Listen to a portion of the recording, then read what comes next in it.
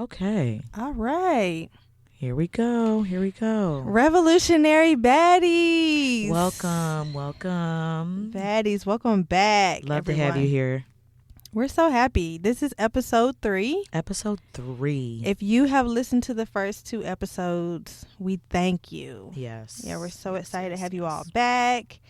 And we're going to get into another fun topic today. Capitalism. Capitalism. It doesn't sound fun, but we got something for you. Yeah. I think it's going to be great. Yeah. We're talking about the ops. Everybody want to slide on the ops. Op this, op that. Opportunities. The real ops. The real ops. Right. So, yes. Well, once again, your 2 baddies, your 2 co-hosts. I am Brittany. I'm Dee Dee. And we are here to, in the words of Tony K. Bambara, make the revolution irresistible. Irresistible, baby. Delectable. Put it on your plate. Yeah. You can have some too. It's enough. We need everybody at the table. We literally have so much to do. And we need everybody. Yeah. Let's look at the revolution like grandma's funeral. All the cousins got to show up. Yeah. Everybody. This is the event that you got to at least be there. You cannot skip. You ain't got to stay long. Don't stay at home. Well, we do need we do need people dedicated, but you got to come by. Or like have another role that is actually helpful for the collective. Yes. That's so, it. Yeah. So we here. Yeah. So how you been doing, Dee Dee? Look, Dee Dee, I'm a hater. First of all, let's go ahead and clear some things about the way before we get into the Dee. Mm-hmm. Dreamville weekend just passed. Yes. Dee Dee and 99,000 other niggas was there, and I was not one of them. Oh. And, I mean, it's okay. I'm healing. A couple days out. How was Dreamville? It was really a good time. I mean, this is like my 3rd time going to Dreamville, so I love it. Was it blackety black? It was blackety bliggity black for sure. It was hella like young, but a little multi-generational. You could tell it was some Gen Xers there, but also, some of the Gen Zers. So, Xers? Who are they? How old are they? The Xers. They are parents' generation. Oh, the ones above us. Yes. Okay, I got lost for a second. I thought you were talking about below Gen Z. I was about to say, damn, they minors, ain't they? No. Okay. No. Okay, yes. I did the see generation some before us. Yes. The Gen Xers. They was there. Shout out to them. Love that for them. Mm-hmm. I mean, it's at Dorothy Dix Park, which is a huge, sprawling, rolling hills park. Lots of open space. There was different little areas. Shout out to my homegirl who was able to get us tickets. And it was great. I ran into a lot of like people that I knew from like Ignite or... Well, I didn't see anybody from BYP 100, but I did see a good amount of some of the Ignite folks. And my favorite performance, hands down, was Lil Wayne and the Hot Boys. Like, got to be. It was just like a childhood dream, honestly. Like, me being like 10 and knowing every word to Project Bitch. Knew it, for sure. I definitely knew it. And I was one. I knew in my mind, at least. I was almost there, but not quite in the projects. But I had a lot of homies from the projects. And that was close enough to the proximity that I would want to be anyway, to be very honest. But just hearing that song and rapping it alongside BG, Lil Wayne, Manny Fresh. Juvie. I knew me and him were going to be together. Like, when I was 10, 11, I was like, let me bump into that nigga. He looks to just fantasizing about Juvenile is crazy. No, Juvie was on my list. Oh, country nigga. Nah, no, nah. You know I love a lazy tongue nigga. Yeah, give me that southern drawl. New Orleans, baby. Shout out to New Orleans. I wanted Juvie and Allen Iverson. Okay. So and you at have 10, I was like, let me bump into them niggas. They mine. That's how I felt. That's hilarious. Niggas, it's confidence. No, that is. Delusion. You wasn't on Bow Wow, Lil Romeo, I wanted Tammy. Baby, the way I felt then is the way I felt now. I've got enough room for a multitude of niggas. Okay? One at a time. One at a time. One at a time. That's all. Yeah.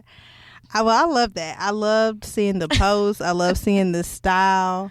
Yeah. People got real creative. It was hot is the thing. Yeah. It was hot, like upper mid 80s is what it felt like, for sure. So, you got to be prepared to be. Dee Dee had on that bikini top. I had on I already, listen. Dee Dee has informed the streets. If you are all the baddies listening. PSA. Dee Dee is letting y'all know we're wearing bikini tops. To the function. You ain't got to be by no water. All right. That's it. You ain't got to be at the pool. You ain't got to be going to the ocean. Just put it on. Because I do want to remind everybody that modesty is rooted in white supremacy. Well, because really the titties should just be out. Fuck the triangle on it. You know what I'm saying? Let's put the titties out. But that's a whole nother. That is another episode. That's another episode. We can get into it. I'm very passionate about that. Okay. Because I've been inducted into the Hoochie Society for a very long time. And you on the committee. It's a delegation. It's a way of life. I'm not hoochie for a night. I'm hoochie in life. Yeah. All right. We support it. So I'm so glad we're talking about capitalism. Let's get into and that's what being a revolutionary baddie is. You got to talk about the function. Yeah. And then we got to talk about the functionality of capitalism in our lives. We can do it all. So, capitalism is the op. When we say the op, we're not talking to Goon. We're talking to Goblin. That's a Little Wayne. Okay, you a Goon, but what's a Goon to a Goblin? Nothing. You ain't scared of nothing. Republicans are goons. Yeah. The people, the power players of capitalism, they are goblins. Yeah. For sure. Yeah. So let's get into what makes capitalism the goblin. And not just of the United States, of the world. The globe. For a minute now. It's been running and it hasn't always been around. Right. Which means that it doesn't always have to be around. Everything has a beginning and an end. For sure. And so hopefully the goal is in defeating something, you have to first even identify it as an enemy or as something to be defeated. Mm-hmm. But capitalism has, I think, partly thrived, continued to thrive because most people are not paying attention to it. Most people are looking at some of the systems that come out of capitalism and some of the ills that come out of capitalism as their op, not realizing those are the little goons. Yeah. The goblin is somewhere chilling. So we have to even get capitalism in our vocabulary, which I feel like it's become more common now to see people talking about it, definitely. Which is good. I think, and also we're the first generation of millennials. We're the first generation that there's more of us that are interested, invested in other economic systems, that we feel like we're worse off. Yeah. I mean, we literally are than our generation, but we also, than the generation before us, but we are worse off because of capitalism. And so it is becoming more mainstream to, at the very least, know how to identify it. Right. And that is a major step to just be able to talk about it. I may have mentioned before on a previous episode, I'm not sure, but I have a degree in political science, and you would think that capitalism would be like a whole course dedicated to it, because it really is our economic and political system.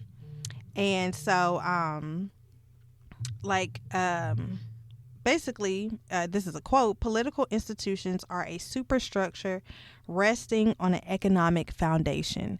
That economic foundation being capitalism. So our politics, domestically and globally, are an institution that sprouts and really upholds capitalism.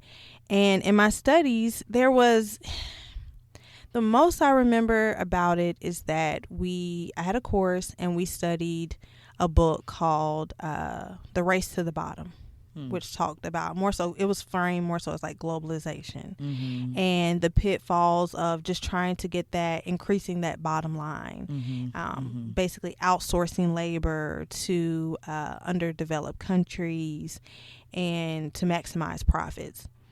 And still in that, I don't feel like my professors ever really said it's capitalism that was drives it more of like a unbiased type of approach? I think it was naming the saying, it's kind of like how we talk about really, and we'll get into in the episode, how we talk about all these the offshoots like globalization. Well, why is globalization there? You know, it's like we're not talking about the root. So I don't know if it was them just trying to be vague, or, you know, what is it, the legacy of being in academia and condemning capitalism? Because then if you condemn something, then you have to usually present alternatives. Yeah. And then when you get into the alternatives and you talk about communism and socialism, you know, it was not that long ago, just the generation before, where if you were a professor talking about communism, you could lose your job, you could lose your freedom, you could lose your life. Yeah. So I don't know, but it took me a while, even having a whole ass political science degree, to really conceptualize and understand what capitalism is and why was it a problem. Like, I would hear it, you know, and I'm like, I mean, all right, but I'm a black woman in the South. What that shit got to do with me? I have come to find out. It's everything. Slowly but surely. But also, I mean, so much about our schooling, especially in public education, is not meant to teach us these things. Like, I think a lot of people saw, for instance, Obama winning the presidency as like, oh, we are in a post-racial society, was more so what was very popular in those years. And like, that really shaped the media, the content, how people thought about the issues that we were really facing. And now we know. It takes time. Yeah. And you cannot depend on public education to basically give you the knowledge to question everything about it. I'm dealing with that right now. My daughter came home and we're at the store. So we were at Fresh Market. And she starts singing, in 1492, Columbus sailed the blue. I said, hold up. What was that? She was like, oh, we're learning about Christopher Columbus. I said, oh, what you learn? You know, tell me. Oh, he came to the West Indies and he put his flag in the ground and said, this is for Spain. And she's just so delightful. And I'm like, he was a murderer. I said, did your teacher tell you that? Yeah. Tell the whole story. So I said, you go back and you ask your teacher why Christopher Columbus and his friends murdered Native Americans. Yeah. And she was like, okay, which she did. Okay. Yeah, she came back. Period. And she said her teacher was like, well, I never said he was a nice guy. Nah, but explain it to me, bitch. You didn't say he was a mean guy. You know what I'm saying? But those are I'm realizing how our children are, from an early age, taught a very one-dimensional history. Yeah. If we're going to bring up Christopher Columbus, that's fine. Yeah. But let's talk about him. Yeah. And I'm wondering, I didn't go in on the teacher, but he didn't even come to what is present day America. Yeah. So what are y'all talking about? Are y'all talking about world history? Right. Global history? And if you want to talk about his impact of coming to the quote unquote new world, then really talk about the impact. Yeah. I don't care if they're 6. They know villains. She watched Scar kill Mufasa. Okay. She can handle She can get it. She know what a villain is. Yeah. Why? Yeah. That's all pissing me off. Yeah. And I know it did. Oh, you know, I'm in the store like trying to purchase my little cilantro. I'm like, he a murderer at the register. The lady's like, oh my God. But you got to be clear. You have to be clear. And we'll get into another episode about education, our education system and what we're taught. Yeah. But sure. To get into the formality, this is the formal definition of capitalism. Mm-hmm. So capitalism is defined as an economic system characterized by private ownership of the means of production, where production and distribution are driven by market forces with a focus on profit and competition. In a capitalist system, individuals or private companies, rather than the government, own the resources used to produce goods and services. So factories, land, machinery. And businesses are primarily motivated by the pursuit of profit, which drives investment, innovation, and economic growth. That's the sell point for it. So that is the official. And a lot of people, like, I would hear that and I'm like, private ownership of the means of production. What is that shit? I'm like, that's for economists to talk about. I don't get it. Right. But yeah, so like in layman's terms, capitalism is a system that allows a small group of individuals via corporations, usually, to control vital industries and the general workforce. Mm-hmm. So, yeah, that is what it is. And also, it's not just something that is like a belief. It actually is what is driving the destruction of our environment. Yeah.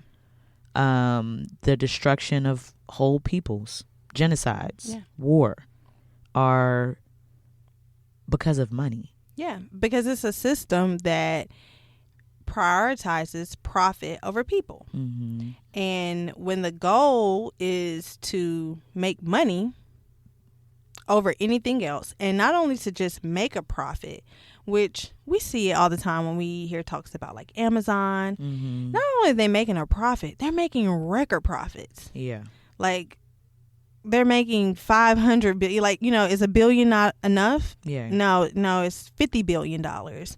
And so when they talk about raising minimum wage or fair wages for workers at Amazon, for example, it's not that they would not turn a profit. Right. They would still turn a couple billies. Yeah. But they're like, the philosophy or the mentality of capitalism is like maximize profits, right. Not just make it. And, right. you know, we made ours and y'all make y'all's and go home and, right. you know, raise your family and build a home or right. buy a home with the money you made. It's how little can I give the working class and how much can I make as a private owner or a corporation for my shareholders. Right. It's through exploitation. Yeah, you have to exploit. Cheap labor and cheap materials. And the houses are getting cheaper. Maximize profits. And again, just also to be clear, we are talking about the individuals that through corporations own the means of production and exploit the labor of people, of human beings, and of the environment in order to make those profits for themselves. They may very well have foundations and this, that, and the third in their names, but to be clear, they do not give a flying fuck. No. About nobody except themselves and theirs. And we're also not talking about business owners, right? So that's also not what we're talking about. We're not talking about, because sometimes I'll hear like, okay, well, there's a push to support black businesses. Isn't that still supporting capitalism? And it's like, but those black business owners are not in enough power, in enough position of power or profit to exploit people, cheap labor, maintain a business, and it grow exponentially. That's so there is a very clear distinction. And it's also, always some of the challenge that we have is like, well, this is just the society that we live in. This is just the economic state that we're in, which is true, but it doesn't mean you shouldn't know about it and really understand it. Yeah. And I think more people would beef with capitalism if they connected it to their daily lives. Yeah. 100%. And if you didn't have people saying stuff like, oh, a black business owner is a capitalist. Like, now, granted, there is, if you get into deeper analysis, we can talk about some of the pitfalls of black excellence and the bourgeoisie and the bourgeoisie and all, and those are very valid components, but it all kind of branches, and it's like that trickle down that comes from the main concept of capitalism. So some ways in which capitalism kind of manifests in our daily lives, the things that we are passionate about: housing, healthcare, wages, prisons, the environment, ecocide, privatization of industries. Right now we're seeing what Trump is doing. People see a lot of the dismantling of certain organizations, not realizing that that's just the first step. Yeah. He's not dismantling these things just to leave it to waste, but to be able to have private corporations come in and privatize something that was a federal organization or a federal good or service, so that they can begin to make profit. Hello. It all comes down to the dollar. And look, we all like our money, right? You kind of need it. We need it. You need it. But we're talking, and when people, want to align themselves with capitalism, I know you made a $10,000 profit last year. Congrats.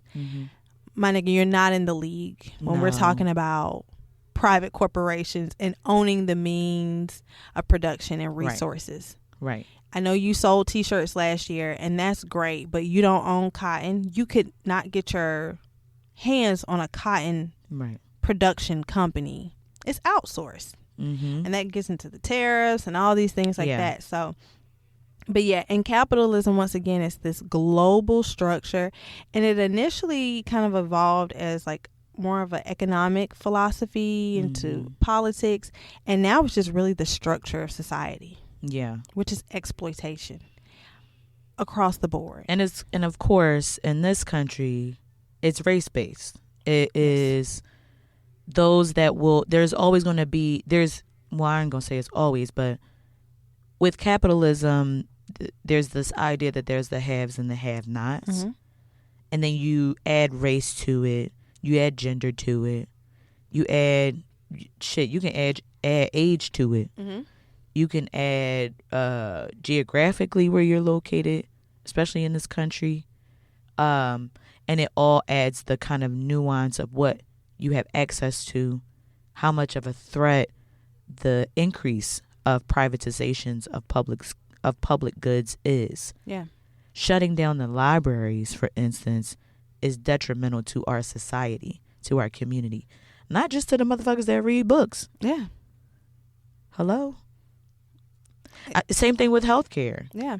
Like them doing a lot of the divestment of Medicaid, the non-expansion of it. This is health should be a public good, and even more than that, it should be a constitutional right. Absolutely. But it is not. And that's because in this country, companies can make profit. Correct. They allegedly are saying our brother Luigi was trying to make a statement about that. He didn't do it. Free him. Free him. It definitely wasn't him. I didn't see him. Doesn't look like him to me. Not to me. They got somebody else. For sure. They got to, we all know that that's a lie. Free him. Yeah, free Luigi. But whoever did what Luigi is being accused of was trying to send a statement about this industry that will literally leave you to die. or crippled, right, so that they can maintain a profit. Once again, they would make the profit either way. Yeah. But they want to maximize on the profit. Right. And so connecting it to healthcare, housing, you know, the housing industry, so many people are talking about the rent too damn high. Mm-hmm. And God knows it is. Mm-hmm. God, I probably could have been in Dreamville if I didn't have to pay rent. Or if I would have, you know, I could have got me a ticket. Okay. But Dreamville was what? The 4th, the 5th? That was the 1st of the month. That's what the bills is due. The bills are due, babes. And so with housing, what a lot of people do not understand, or I won't say that they don't understand, but maybe just don't know, is that, especially when we're talking about apartments, rental homes, they are owned by corporations. Yeah. The day of, and it is different regionally. Like I know sometimes a lot of people who are like in New York, they have a private landlord. They know their landlord. The landlord live on the top floor. You live on the bottom floor. And that's a much different dynamic. Yeah. But a lot of the properties that we see, they are owned by JP Morgan. Yeah. They are owned by investment firms, not housing companies, not companies whose sole mission is dedicated to providing housing. Right. But they are literally hedge funds, investment corporations. They own a FedEx, they own a UPS, and they own some apartments. Yeah. And so they don't specialize in housing people. Not at all. That's why they hire property management companies to provide that more personalized experience in housing. Mm-hmm. But the actual owners of the property is somebody else that you'll never see. Investors. They're investors that you'll never see. They're looking for cash flow and they're looking to make a profit, and so that inherently is going to be an issue, possible. Right? And I can say from my experience, some of the ownership groups, they truly do, because like it's just smart business. You want to take care of your asset. Mm-hmm. You want your customers to be happy because you need them to stay, and you need your asset to flourish. So there's a certain level from a business standpoint of caring about the quality of housing, and of course adhering to federal laws and state laws. But at the end of the day, they need to make profit. Yeah. And so they need to raise rents. Mm-hmm. And some investment companies are more aggressive than others, depending on what they need to produce for their shareholders or their cash flow. Mm-hmm. And they are going to take advantage of things like COVID, where they can price gouge. They're going to take advantage of global recessions. They're going to take advantage of these moments where they can do these really big price increases. Or like during COVID, because it was such a scary time initially, rental rates were kind of stagnant. Mm-hmm. Once things stabilized, rates soared. Immediately. Rental rates soared across the country. Immediately. I was trying to, so 2021 happened. I moved and I decided to like do this thing where for a year I was just going to live in different cities. Mm-hmm. And I did a summer in Philly. This was 2021. I did a summer in Philly. Then I moved to Chicago. And then my plan was to go to Miami after that. When I looked at how much Miami cost and saw that the rent had risen, this was in 2021. This was only a year after, shutdown. But so many people were moving out of New York, moving out from up north and moving to the south where things were open and where you had warmer weather because you could work from home. Mm-hmm. And so people would, make those moves. And to see rent go up 50% in a year in a city. You said no, Poppy. Diabolical. No, Poppy, I won't be in Miami. No dice. I said no. And I stayed my ass in Chicago. Yeah. No summer with the Zoes. No. No sapase. No sapase. No si se puede. Oh. See. But it's a shame. Yeah. It's sad. And at the root of it, you can sit on the internet and gripe and be like, rental rates, landlords. Capitalism is somewhere with its feet kicked up. They're not listening to you. Because that is really at the root of why investment companies are even in a position Mm-hmm. to control and own the majority of housing when housing is a human right. Yeah. Why a private company can tell you what type of healthcare experience you're going to have or what they're going to pay for. Right. All because this economic system enables them Mm-hmm. to exploit. And this is on the smaller level, like the things that we're mentioning, the big, we'll get into the global, the big dogs impact of capitalism. Another one is wages. Mm-hmm. Pretty much wages have been stagnant in America. The federal wage average has not increased since 2009. Crazy. 2009. Do you know what I could get in 2009 for 20 versus what I can get now for 20?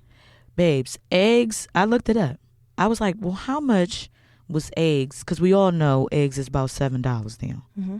In 2009, just to give you a scale, eggs was on average $1.66 for eggs. Whoa. For a dozen. Excuse me? I wish. Where's the cheap eggs? You can't get them. You got to get a chicken first. I'm getting tempted. I'm not getting no chicken. I I mean, can't do it. The eggs are fresher. Them niggas is loud. You got to go out in the country. You got to give them space. You got to give them space. You got to get a house first. You got to get the house. Can you get the house? You can't Right. get a house.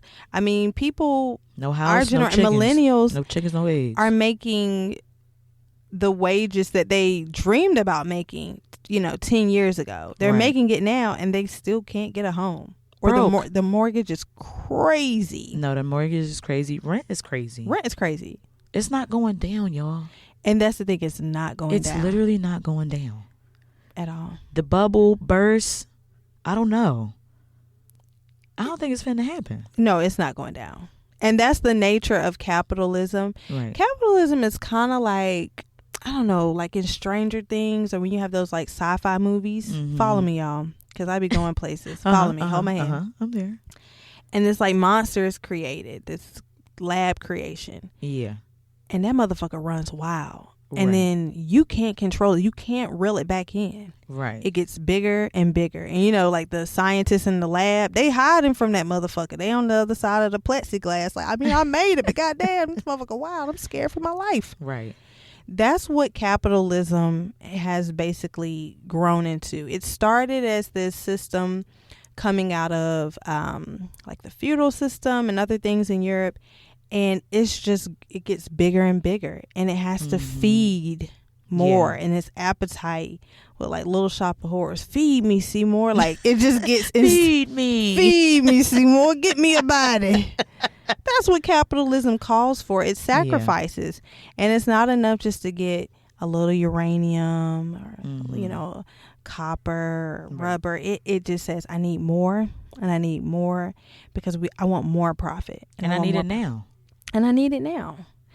And if I have to kill, I don't know, 3 million indigenous people in the area to get it or work them to pretty much the brink of death, Yeah. then that's what I need. Yeah. I need it's that voice, feed me. And it really pushes this narrative around choice. Yeah. That's the biggest reason that they say, well, privatization works because you get to choose XYZ things. Free markets, competition. Free market, competition, more options, that whole bit. And that's what, there's some cities that they don't have a public school system.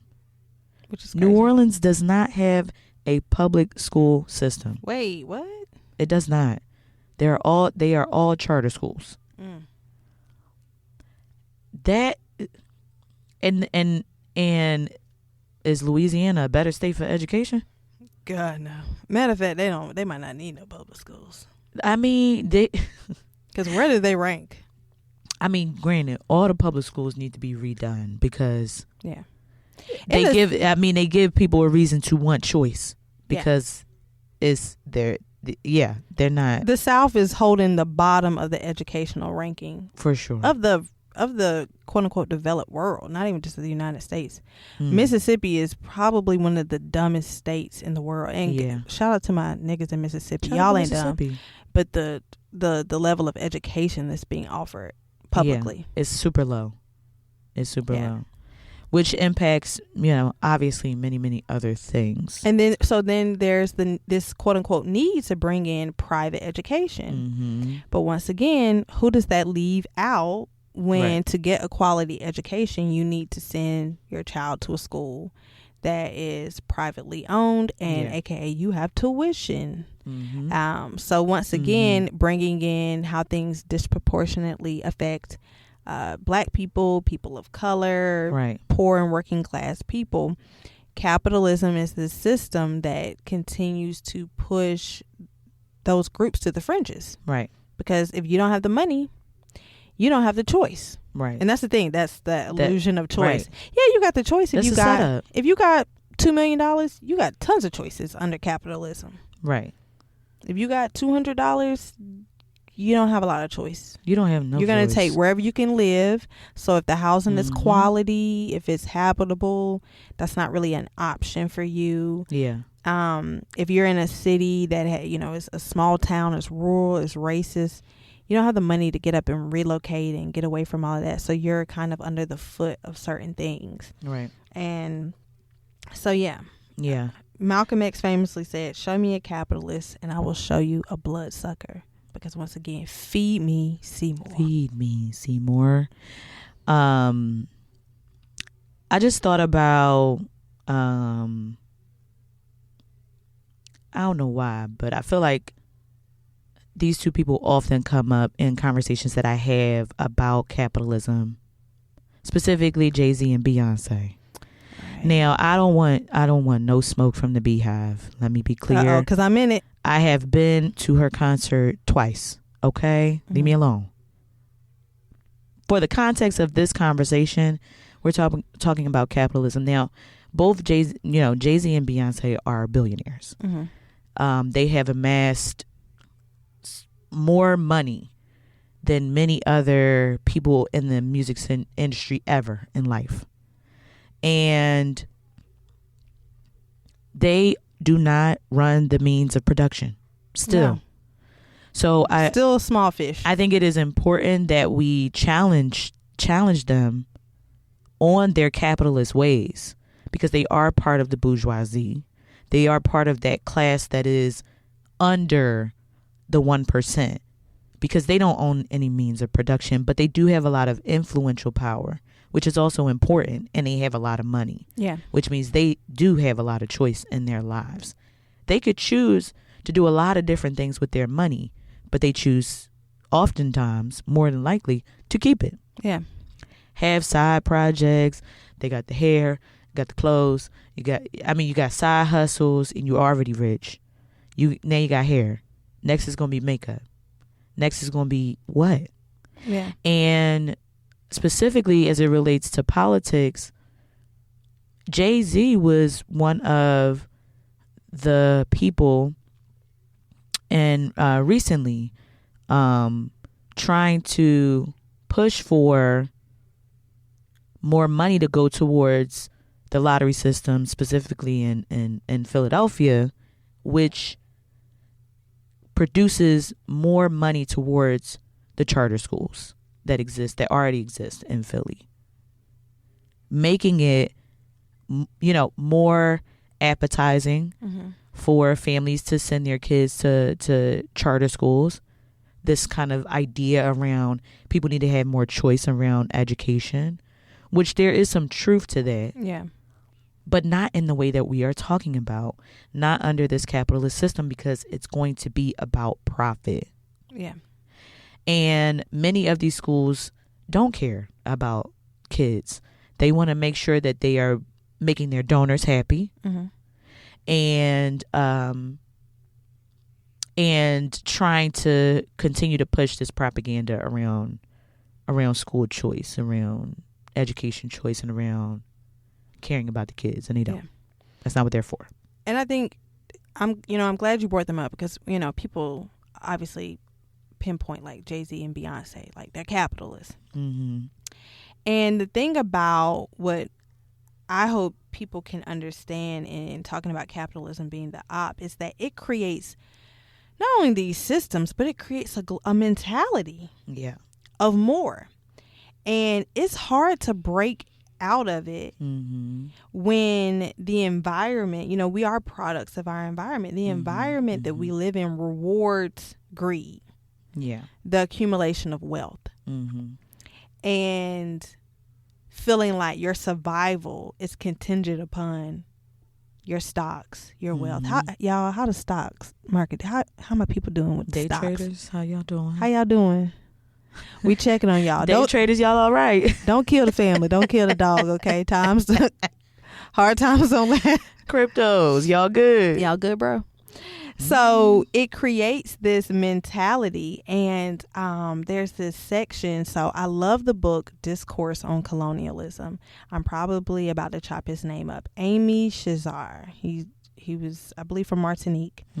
He was a intellectual, and he wrote Discourse on Colonialism. It is a very short book, quick read, but there's a section where he was talking about the capital, like, it's not just these villainous, greedy bankers and investors and all these people, but it's these entertainers and comedians and anthropologists and fake intellectuals and people in academia that prop this system up. Right.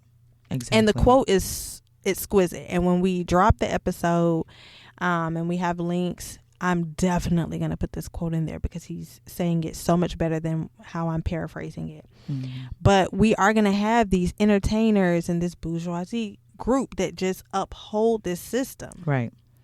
And that's what it requires, actually. It needs those people. Absolutely. And he was talking about that there's no intentionality behind it most of the time. They're not, Jay-Z and Beyonce don't wake up and like, more capital, more money, right. Well, they definitely probably thinking more money. Yeah. And when you are in a Shark Tank, you want to be a big shark too. You don't want to be small chops. Right. So a lot of them don't have that intentionality. They don't wake up and think or identify as a capitalist. But they know, I don't want to be, if it's going to be winners and losers, which is ultimately what this system creates, I don't want to be a loser. Right. And so what do I have to do to be a winner? Right. And in a lot of cases, it is exploit and continue to grow, because once again, it creates this insatiable mentality of more, more, and more. And that's going back to the environment. We talked about that in the first episode with Parable of the Sower. The earth is being pillaged. I mean, just extraction. They was the class we were recently took the course on Black liberation. Shout out to PSL. Shout out to them. Shout out to the People's Forum. Is that what it was? But is it not PSL? It is. Some of them are members of PSL. Oh, okay. All right. Yeah. It's a caveat. Yeah. Okay. All right. Them. Shout out to the People's Forum in New York City. It was a course where she was talking about some of the mines, I think in South Africa, are like 2 miles deep. Yeah. They are digging 2 miles into the earth to extract resources. That's deep. I know 2 miles to get to the corner store. It's a long and your walk. car is not bad, but 2 miles of digging into the earth, that's deep. Yeah. We're not supposed to be there. Why are we trying to do that? Because profit. It's the same reason we probably 2 miles above the space line. I don't even know what a space line is. I don't think that's an actual term. But why the fuck are we up there? Because we try to figure out how we can make money. We're on Mars trying to figure out what can we do with the minerals there. Yeah. Get off that motherfucking planet for you call them motherfuckers home. I'm over here.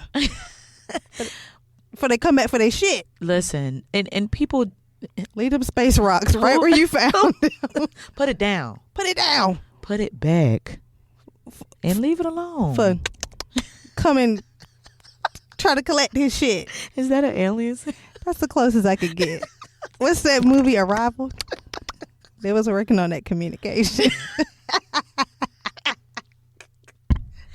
But nothing's safe. Nothing's safe, and nobody is. And that's what people have to understand. Because at the end of the day, even with the people like Jay-Z and Beyonce, the reality is that they are part of that class that is holding it up, that has to continue to prop it up, continue to engage in this narrative that is in support. And they don't say it directly, but in their actions, the things that they do, the choices that they make, building stadiums in the hood, gentrifying, contributing to the gentrification of our of different cities. That is what they have to do, right, to uphold their own status in that place. And so we it doesn't help us to confuse them with being the op. Right. They're not quite that. No. But they are the protectors of the ops, for sure. Because at the end of the day, there is somebody that can say you won't get paid to both of them, and they won't get paid. And that's the difference. We won't hold your money in our banks. And there are people that could never happen to. Yeah. And it will never happen to for generations, actually. And once again, the people, so I've been waiting to get to this, who I really got smoked for. The Republicans and the motherfucking Democrats. Talk about it. Because once again, these political parties are both protectors of capitalists. Right. The big dogs, not the Jay-Z, like I say, not the people. She don't want a little puppy. She want a big dog. You know what I'm saying? They both are. So I have a quote from Du Bois. I have a couple quotes. And in, I believe in 1956, he wrote an article that was published in The Nation that was titled, "I Will Not Vote." And he said, "I believe that democracy has so far disappeared in the United States that no two evils exist. There is but one evil party with two names, and it will be elected despite all I can do or say." And so now read the full article. You can access it on Google. But he's not equating the Democrats to the Republicans. But he's simply saying that both support capitalist ideology. Yeah. And they have different ways of going about upholding it and presenting it to the people. But ultimately, they are backed by one source, which it's really a small group of people that run the globe. Yeah. I once told someone that, we have 8 billion people on Earth, and really when we talk about the people who actually control the world, you could fit them in a convention center. Yeah. And if you think about that, you're talking people that got more money than countries. Yeah. Literally. People that can say, I think I want that country. Yeah. So let's come up with a plan to go in there. I want the resources. Let's come up with a weapons of mass destruction strategy to go up in that country and do what we want to do to make money. Yeah. I ain't even about to go into my other conspiracy, but to initiate wars. You won't go into it anyway. Melting steel beams. Yeah. That's what they said. To initiate war is a profitable complex that comes. A lot of wars are not these, how we watch the movies growing up, the Civil War, the valiant fight against slavery, like that was definitely rooted in slavery. Yeah. But slavery ultimately was a concept of capitalism. Right. It's that the modern wars are about protecting resources and industries. Yeah. And there's this private sector that says, I need uranium out of the Congo. Right. So whatever we have to do, whatever conflicts, whatever war, whatever coups we have to form, let's get it popping. Because I need that. Yeah. Only to just make money. Yeah. And so once again, when we look at these international conflicts, what's going on with Palestine? Yeah. I mean, once again, that's rooted in a lot of different things. But somebody is just trying to take over land, which holds capital. Yeah. So back to the Republicans and the Democrats. Right. The Republicans don't even try to hide it. They like, we rich and y'all broke. I mean, big races, Big races. big classes, energy. I don't fuck with your broke ass. I don't fuck with your black ass. I don't fuck with none of it. Yeah. We're trying to get this The money. non-Christians, not trying to fuck with y'all. Yeah. None of that. None of that. But as people really do a good job of having this analysis, they really actually aren't focused on these racial and gender issues, but they need to divide. They need their base Yeah. to get riled up around these issues so that they can economically exploit their base. Right. So you got poor ass people in Mississippi, in North Carolina, in Durham, voting for them because they're like, I don't want a trans person near my child. Baby, you and your child about to be home, unemployed, uneducated. You know what I'm saying? Right. So that's the Republicans. I can kind of respect that to a certain extent. I don't respect their tactics, but if you have any sense, you can see them for what they are. Yeah. The liberals are, that's who I be beefing with. The Yeah. Democrats are like, we want you to have good health care. Like, all right, well, let's go for universal. Well, Yeah. it won't pass. It won't pass. Well, bitch, try. That's all they say. I mean, yeah, it won't pass with that attitude. With that attitude, put it on. Hello. At least start it. Do like Trump. Get that motherfucking fat marker and write an executive order. They ain't gonna do that. Fight it in the courts. They don't do that. They don't do it. They say, we want you all to have fair wages. Yeah. All right, let's start talking about the fight for 15. Why was Bernie Sanders on the outlier talking about fight for... First of all, 15 ain't gonna do it either. Please. Come on now. Crumbs. Crumb. Scraping. Croissant crumbs, but crumbs nonetheless. So, the liberals are like, yeah, we want to have these tax credits that you're going to boost my wealth in March. Hello? We want to get more money in the American pockets. You're going to, okay, I'm going to get a nice income tax check. Baby, that's going to the crab roll and a couple bills. That's not going to sustain me for the year.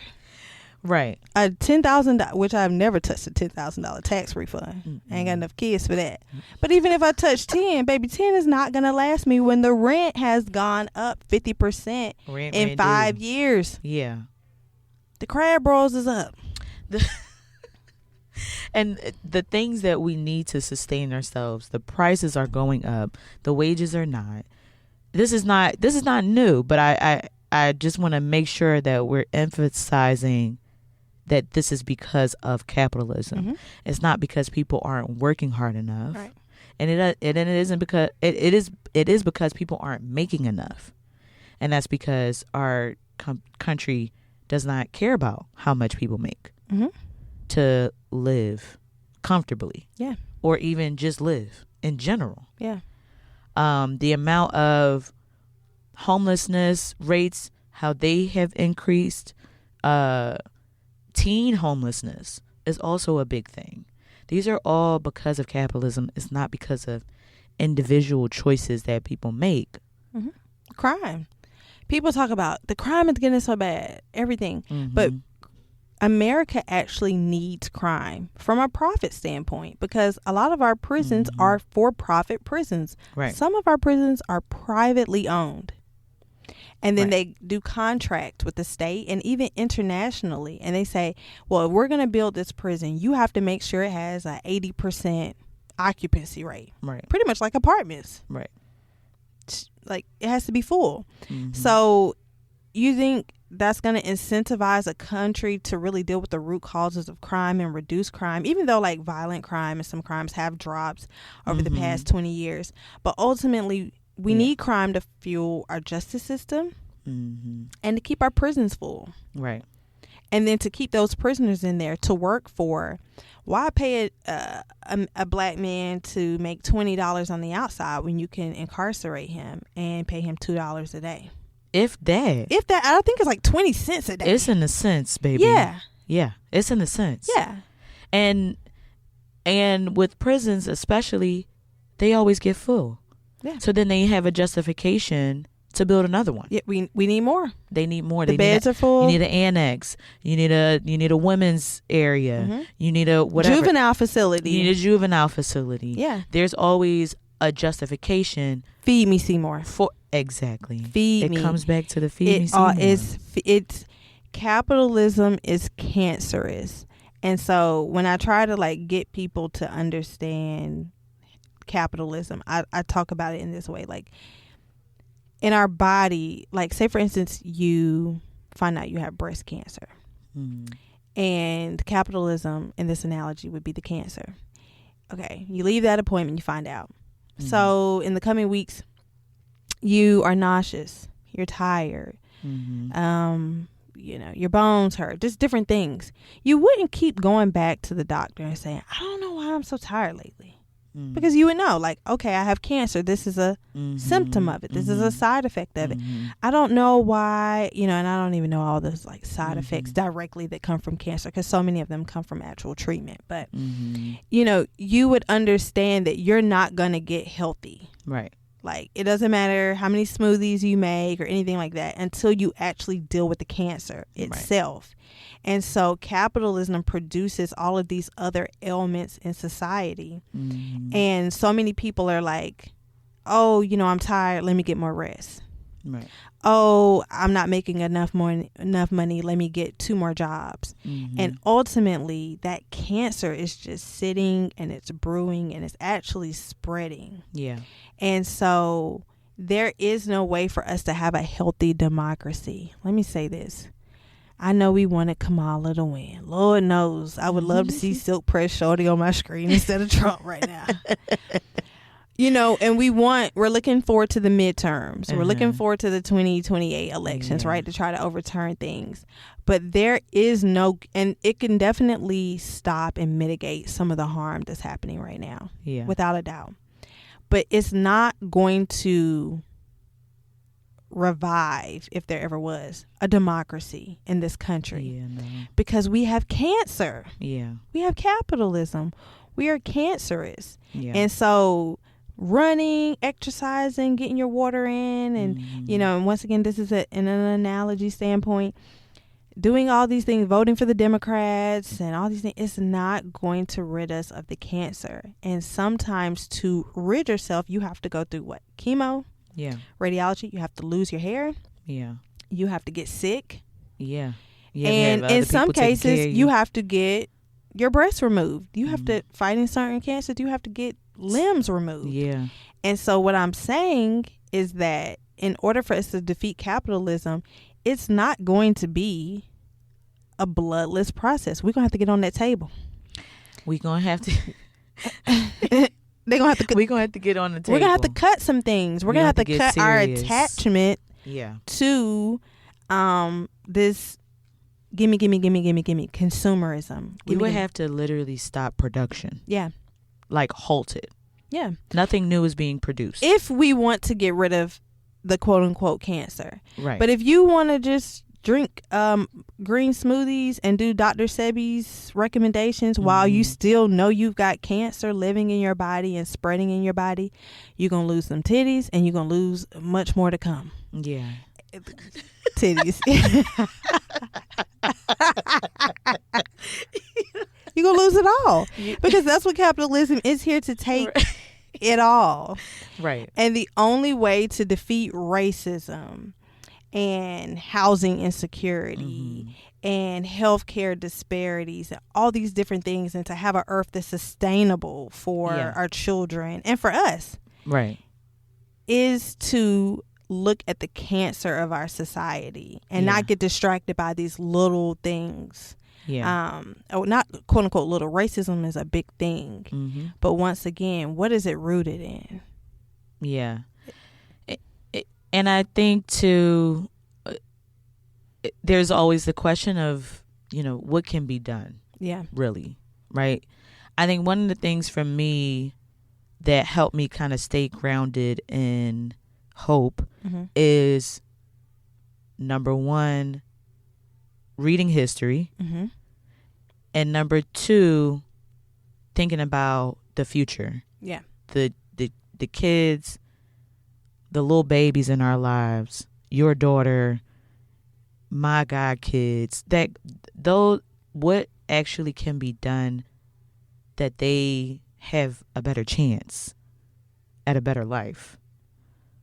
And there's things that can be done now that kind of helps to bring us to that reality, but it is a process. Yeah. A lot of the things that we want, because capitalism has grown so much and because we have so much dependency and attachment to capitalism, it's not just putting a Band-Aid on anything. Yeah. It's not just, oh, let me do this, let me do that. It's going to require Getting on that table. Baby, universal health care. Yeah. Having education and health as a constitutional right. Right. Defunding the police. These are going to require a new economic system altogether. And so, back to my smoke for the Democrats, the liberals, if they're not talking about it, they're not actually talking about overcoming fascism. Because fascism is one of the byproducts of capitalism. They're not as serious as they say they are. Cory Booker, he taught for 25 hours. Yeah. That nigga won't say shit. Because when it was time for him to vote, the next day about sending bombs or arms embargo, he voted for that shit. He voted, and he voted for the shit. People can say, well, what does that have to do with capitalism? The defense contractor that produces those bombs and those weapons, they said, feed me, Seymour. And when they said, feed me, Seymour, they called Cory. They called the Democrats because those are the donors. Yeah.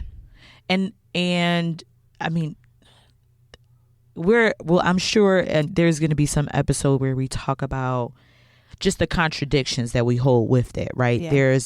There's this push of we can't have corporations and privatization of our public goods. It needs to be owned by the people, by the government. There are concepts for that. And there's examples where some of that does exist. Yeah. And while also really challenging the people that we do have in power right now, the systems that we have to live under currently, right now. Yeah. That is a contradiction. It isn't, and a contradiction is meant to be navigated. So there isn't a competition of, well, you say this, but you do this, or how are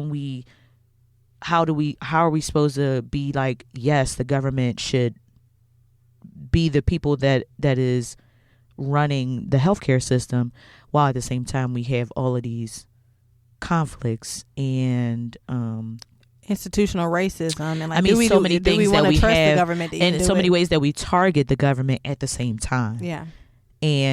But that is the work. Yeah. That is literally the work that we're talking about. Yeah.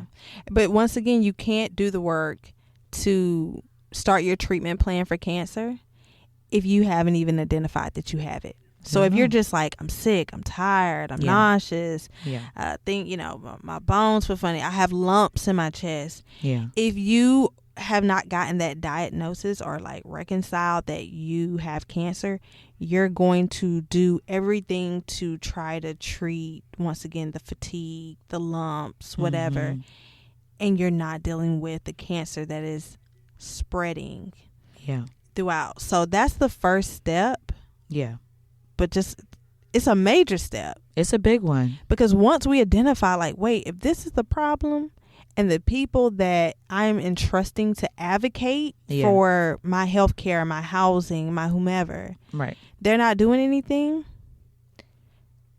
then am I even on a treatment plan? Now, the person who did what they alleged Luigi did, which he didn't. Allegedly.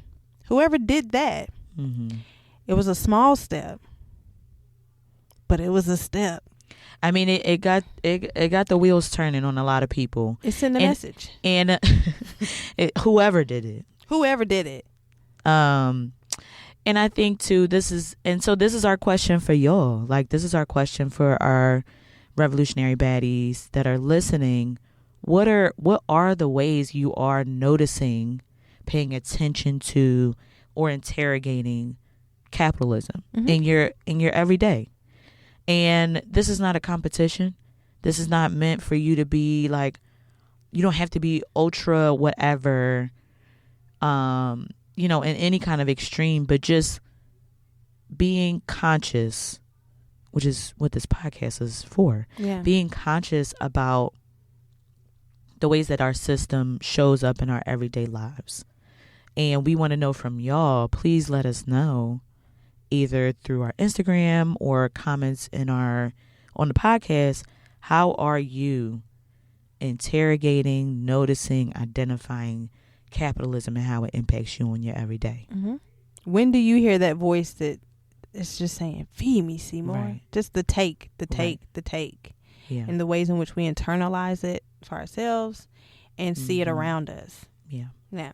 Yeah. So that is Capitalism is the Op. Mm-hmm. Big Goon, Thanos. The Goblin. Not the Okay. Goon. Not the Goon. The Goblin. Big dog. Mm-hmm. The one who could. Okay, I was about to say something that's gonna get me on the list. Let me go. Don't say I don't it. even have my birth certificate at home. Let me chill before the people come. Don't say it. Don't say it. Yeah, no. You're right. Maybe we can say it later. We'll talk about it in a moment. Yeah. Hit me in the DMs. But thank y'all for listening Thank to you so another much. episode. We're gonna get into some more dense but fun topics soon. Super fun. If y'all are resting from Dreamville, I'm a hater. Yeah, I just had to throw that out one more time. It was a good one. They gonna bring it back. The tickets was too expensive. That is part of the problem. Feed me, Seymour. Damn. Cold world. That's what he's talking about. Cold world is talking about capitalism. Sure is. Cold world. Hello. Yeah. But yeah, thank y'all. Feel free to like, comment, subscribe, follow Revolutionary Baddies.'re on Instagram at Revolutionary Baddies. Mm-hmm. And if you want to get a little bit more private, if you don't trust the DMs, Revolutionary Baddies 24@gmail.com. Send us a little message. And yeah, we look forward to hearing from y'all soon. See y'all for the next episode. Thank you so much. Be blessed. Yes.